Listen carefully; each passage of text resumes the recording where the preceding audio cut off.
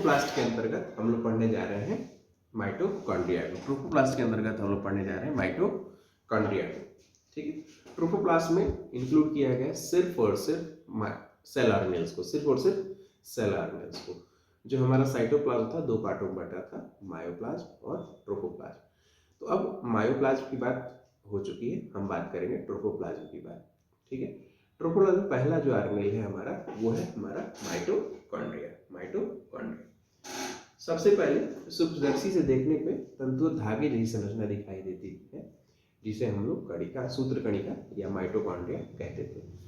सर्वप्रथम 1850 ईस्वी में माइटोकॉन्ड्रिया को कोलिकर नामक वैज्ञानिक ने सबसे पहले देखा था। ठीक है, फिर 1885 में फ्लेमिंग ने माइटोकॉन्ड्रिया का नाम दिया पीलिया। 1890 में अल्टमान ने माइटोकॉन्ड्रिया को नाम दिया था बायोप्लास्ट। ठीक, समय आया 1897 से लेकर के 1898 तक में सी बेंडा ने इसका विस्तृत अध्ययन किया और उन्होंने इसको नाम दिया था माइटोकॉन्ड्रिया। तो अब आपसे अगर कोई पूछेगा कि भाई सर माइटोकॉन्ड्रिया जो नाम है किसने दिया था, तो माइटोकॉन्ड्रिया नाम सबसे पहले दिया गया था सी बेंडा के द्वारा, क्योंकि अलग अलग लोगों ने तो अलग अलग नाम दिया। जैसे फ्लेमिंग ने नाम दिया फिलिया, अल्टमान ने नाम दिया बायोप्लास्ट। ठीक, आगे देखते हैं। इसकी जो संरचना है बच्चों, ये स्क्रीन पे आपको दिखाई दे रही है। इसकी संरचना में सबसे पहले देखेंगे दो लेयर की बनी हुई है। जो आउटर लेयर है वो भी 75 एंगस्ट्रॉम की, जो इनर लेयर है वो भी 75 एंगस्ट्रॉम की, और इन दोनों लेयर के बीच में एक गैप पाया जाता है जिसे बोलते हैं आउटर चैम्बर, जिसे बोलते हैं आउटर चैम्बर। आउटर चैम्बर में अनेक प्रकार के कोएंजाइम, प्रोटीन, ये सारी चीजें भरी रहती हैं। इवन जो इलेक्ट्रॉन ट्रांसपोर्ट सिस्टम चलता है उसके जो 4 कॉम्प्लेक्स होते हैं वो भी इसी पर चिपके रहते हैं। इसी जो स्पेस है आउटर चैम्बर, जो दोनों मेम्ब्रेन के बीच में, उसी में चिपके रहते हैं। जो इनर मेम्ब्रेन है, इनर मेम्ब्रेन में इन्वेजिनेशंस पाए जाते हैं, अंगुली की तरह से समझना। इनर मेम्ब्रेन जगह जगह पे ऐसे ऐसे घुसी रहती है, आपको स्क्रीन पे दिखाई दे रहा है। अब इन इन्वेजिनेशंस के कारण जो अंगुली जैसी संरचनाएं बनती हैं उसे हम लोग क्रिस्टी बोलते हैं। क्या बोलते हैं? क्रिस्टी। क्रिस्टी पर आप दिखाई दे रहा होगा नीले रंग से माचिस की तीली की तरह से ऐसे और ऐसे, ऐसे और ऐसे स्ट्रक्चर दिखाई दे रहा है। इसे बोलेंगे हम लोग ऑक्सीसोम्स या F0 F1 पार्टिकल।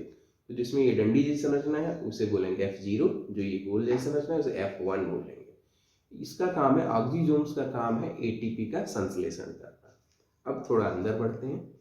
जो अंदर की तरफ आपको डॉटेड दिखाई दे रहा है गाढ़ा द्रव, जिसे उसे हम बोलते हैं मैट्रिक्स, माइटोकॉन्ड्रिया का मैट्रिक्स।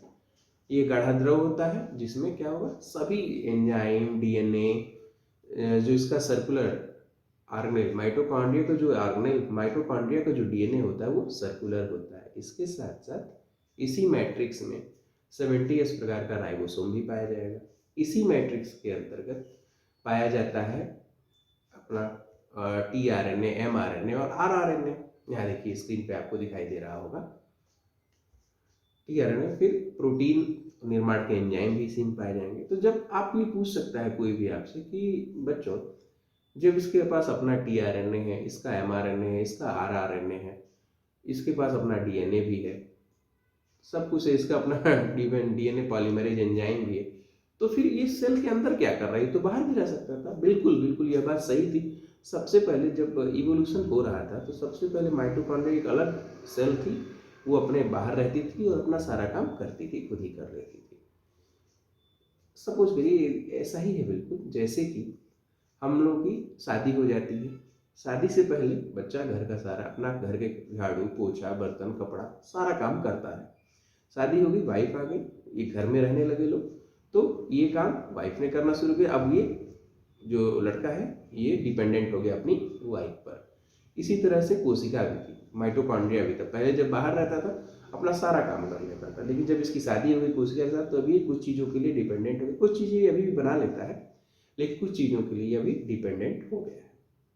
इसीलिए इसे सेमी ऑटोनॉमस ऑर्गेनेल भी कहा जाता है, सेमी ऑटोनॉमस ऑर्गेनेल भी कहा जाता है। अच्छा हाँ, ये कोई पूछे कि भाई कितना लंबाई चौड़ाई होगा, तो माइटोकॉन्ड्रिया जो है 0.2 से 2 माइक्रोमीटर तक की चौड़ाई है इसकी, और जो लंबाई है इसकी वो 0.3 से 40 माइक्रोमीटर की होती है। क्या क्या कार्य है? Function of mitochondria, ATP synthesis, electron transport system में सहायता करता है, ग्लाइकोलिसिस, विभिन्न प्रकार के लिपिड का भी संश्लेषण करता है, क्रेब्स साइकिल इसी के द्वारा होती है। ठीक, ये सारी चीजें हो गई। आज के लिए बस इतना ही।